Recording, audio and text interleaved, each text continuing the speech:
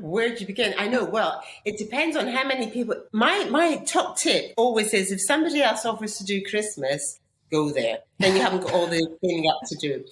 But essentially, it's a case of delegating. Number one, get everyone involved, give everyone jobs, and set a timer. You've got so much time to do so much cleaning.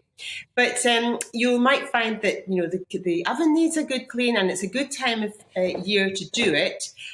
After the Christmas roast has been in, there's probably a lot of spillages. Then get it done now. Otherwise, that grease will get baked on. It just is harder to do.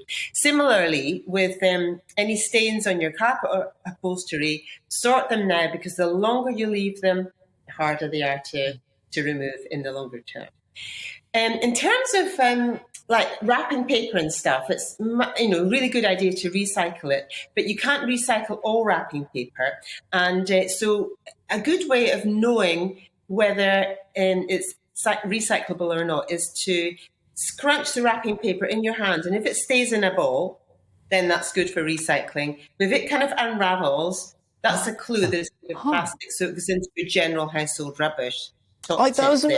That is such an interesting trip, and I had no idea. So perhaps you should sort of have two bin bags of wrapping paper, one for the recycling and one for otherwise. What about all of those, all of the wrapping for all of those presents? Because especially if there are little children in your gathering, there's going to be a whole host of perhaps plastic wrap, cardboard wrap, all the rest of it.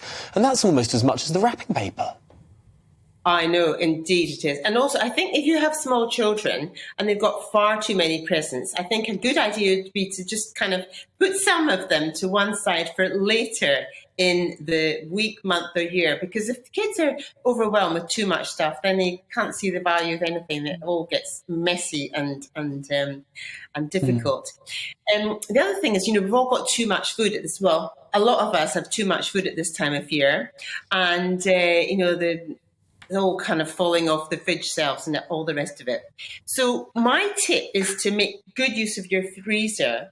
Most things can be frozen, even milk. So if you've got too much milk and it's about to run out, what you do is you write, with a Sharpie pen on the label, like if it's got 4 days left or 3 days left or whatever, put it in the freezer so that when you take it out, you know how much life the milk has, because once you put it in the freezer, it kind of arrests the deterioration of the milk. So when you bring it back out again, you know how much time you've left on that milk.